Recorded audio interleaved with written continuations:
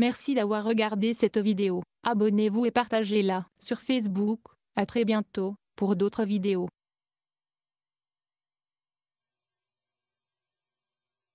Infection ostéo-articulaire, ostéomyélite aiguë. Introduction. L'ostéomyélite aiguë est une affection grave, en l'absence d'un traitement approprié. Les antibiotiques ont transformé le pronostic. Les ostéomyélites chroniques et les destructions articulaires sont liées au retard diagnostique et à un traitement inadapté. Il s'agit d'une urgence thérapeutique. Définition. Ostéomyélite aiguë est une infection médulaire primitive, due à un germe qui atteint l'os, par voie hématogène, à distinguer des atteintes par inoculation directe lors des fractures ouvertes. Diffusion d'une infection proche de la métaphyse. Ou par contiguïté, diffusion d'une infection proche de la métaphyse. La localisation. Chez l'enfant, les sièges les plus fréquents sont le genou, la hanche et l'épaule. Par contre, chez l'adulte, les sièges les plus fréquents sont le fémur, le rachis, puis le pied. Physiopathologie. Infection profonde, dont le point de départ est le plus souvent métaphysaire. Localisation métaphysaire. Les régions métaphysaires sont les plus touchées, en raison de la forte irrigation sanguine de ces zones fertiles, cartilage de conjugaison. Après un traumatisme de l'os chez l'enfant, l'important réseau veineux peut se thromboser et une infection quelconque venant d'ailleurs peut se développer. Infection profonde, dont le point de départ est le plus souvent métaphysaire. Métaphyse. Physe. Épiphyse. La théorie de Truta. Différentes manifestations selon l'âge. Avant 2 ans, les capillaires perforent la plaque de croissance entraînant une propagation articulaire. Entre 2 ans et 16 ans, il n'y a pas de communication vasculaire entre épiphyse et métaphyse, épiphyse protégée contre l'infection sauf dans les articulations de la hanche et de l'épaule car elles sont intra-articulaires. Chez l'adulte après disparition du cartilage de conjugaison, il y a une anastomose entre les vaisseaux métaphysaires et épiphysaires, avec possibilité d'atteinte articulaire. Contamination osseuse hématogène à partir d'une porte d'entrée. Infection osseuse conséquence d'une septicémie. Ostéite entraîne des thromboses vasculaires locales, entraînant une nécrose osseuse, et l'apparition tardive de séquestres. Phase aiguë, dure 36 à 48 heures, le processus nécrotique domine, elle est réversible. Phase chronique, dure toute la vie, des phénomènes de reconstruction avec phénomène de nécrose, des abcès centraux et des collements périostés. Facteurs favorisants, bactériémie. Anatomie vasculaire. Ralentissement vasculaire. Absence de macrophages. Déficit humoral général. Il existe 3 phases, la première phase est congestive. Lors d'une septicémie, ou d'une bactériémie, le germe atteint l'os par voie sanguine. Au niveau de la métaphyse, ralentissement du flux. Fixation et développement des germes. Deuxième phase, formation d'abcès sous périosté. Diffusion à travers les canaux de Haver et Volkmann de la corticale jusqu'au périoste qui se soulève. Épaississement et abcès sous périosté. Enfin, troisième phase, une nécrose osseuse, par interruption de la vascularisation osseuse, tant centromédulaire que périostée. Une nécrose osseuse avec formation d'os mort avasculaire libre, appelée séquestre osseux. Succession du phénomène, phase réversible, œdème. Hyperpression locale. Diffusion intracorticale. Inflammation du périoste. Épanchement sous périosté. Phase irréversible, abcès sous périosté. Nécrose osseuse. Néoformation osseuse. Diffusion intracorticale. Inflammation du périoste. Épanchement sous périoste. Abcès sous périosté. Nécrose osseuse, néoformation osseuse. Tableau clinique, fréquemment au cours de la 2e enfance. 6 ans. Métaphyses les plus fertiles, près du genou, loin du coude. Secondaire dans 30 à 40% des cas à un traumatisme mineur précédent. Touche souvent le garçon. Diagnostic clinique, douleur métaphysaire circonférentielle. Début brutal pseudo-fracturaire. Accompagné d'une impotence fonctionnelle du membre atteint. Mobilisation douce possible. Syndrome infectieux sévère, une fièvre supérieure à 38 degrés Celsius. Altération de l'état général. Des sueurs avec des frissons. Signes locaux sont pauvres au début. Plus tard, œdème, inflammation localisée. Pas d'adénopathie. D'autres manifestations dans un contexte fébrile. État d'agitation, ou de prostration.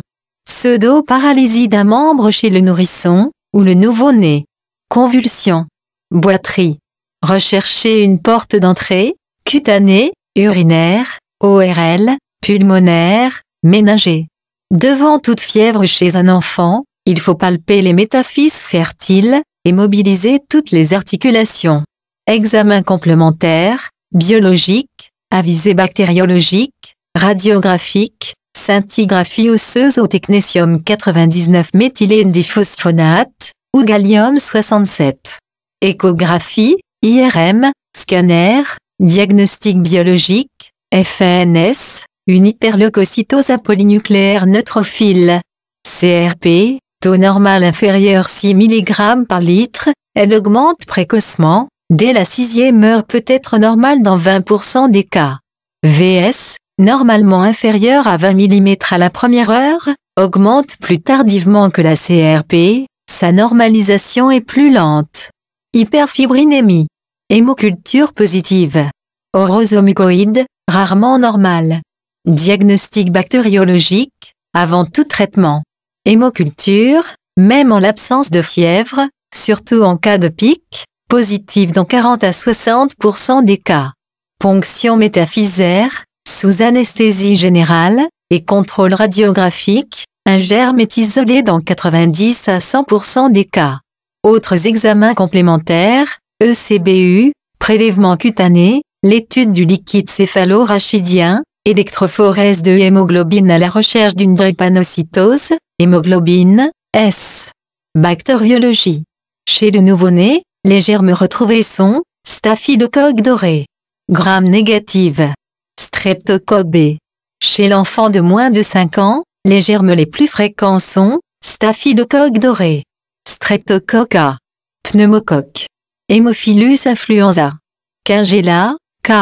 Chez l'enfant de plus de 5 ans, staphylocoque doré, streptocoque A, Kingella, K. Bilan radiologique, radiostandard comparatif, face et profil, et 3/4. À la phase de début, on recherche un flou des parties molles adjacents à la métaphyse. À la phase d'état, on recherche une apposition de fines lamelles osseuses à la corticale qui correspond à une réaction périostée. Plus tard, apparaissent des lacunes métaphysaires, irrégularités des corticales, des séquestres osseux. Certaines tumeurs malignes peuvent simuler une ostéomyélite aiguë, par exemple le sarcome d'Ewing. En cas d'évolution torpide ou atypique, le diagnostic doit être confirmé par la biopsie chirurgicale. Radiographie osseuse conventionnelle ou numérique, signe toujours retarde par rapport à la clinique. Apposition périostée. Déminéralisation diffuse. Œdème des parties molles. Séquestration osseuse. Retards absents à la phase aiguë. Apposition périostée lisse médulaire après 3 semaines d'évolution. Scintigraphie osseuse, au technétium 99, objective une hyperfixation, mais pas de différence entre infection, tumeur ou autre. Pathologie inflammatoire, en cas de doute diagnostic atteinte multifocale. Autres examens complémentaires, échographie, dépistage et ponction guidée de l'abcès périosté. IRM, renseignement précoce avant la radio standard. Hyposignal en T1. Hypersignal en T2. Après injection du gadolinium, rehaussement des tissus inflammatoires. Scanner, recherche une localisation vertébrale et sacro-iliaque. Tomodensitométrie, intérêt dans le diagnostic d'ostéite. Augmentation précoce de la densité médulaire. Identification des zones nécrotiques. État des tissus mous. Planification thérapeutique, dans la phase chronique. IRM, très sensible mais peu spécifique. Apprécie la présence et l'étendue de l'infection. Diminution du signal, en image pondérée en T1. Augmentation du signal, en image pondérée en T2. Trajet des fistules, des abcès, des cellulites. Forme clinique, ostéomyélite subaiguë, début insidieux, symptomatologie fruste, peu de signes locaux, évolution bénigne. Bilan biologique peu perturbé. La radiographie retrouve une lacune épiphysaire bien circonscrite, abcès de Brody, lacune purement intraosseuse métaphysaire ou métaphyso-épiphysaire bordée par une zone de sclérose osseuse, ostéomyélite chronique, évolution naturelle d'une ostéomyélite aiguë non traitée. En cas de suppuration chronique, on note une surinfection. Nouveau-né, forme pseudo-paralytique fébrile d'un membre. Abattardi par les antibiotiques, terrain particulier, drépanocytose, réanimation. À la phase aiguë, éliminer traumatisme, absence de température. Lymphangite, traînée rougeâtre, et adénopathie. Abcès des parties molles, ne pas méconnaître. Poussée de RA.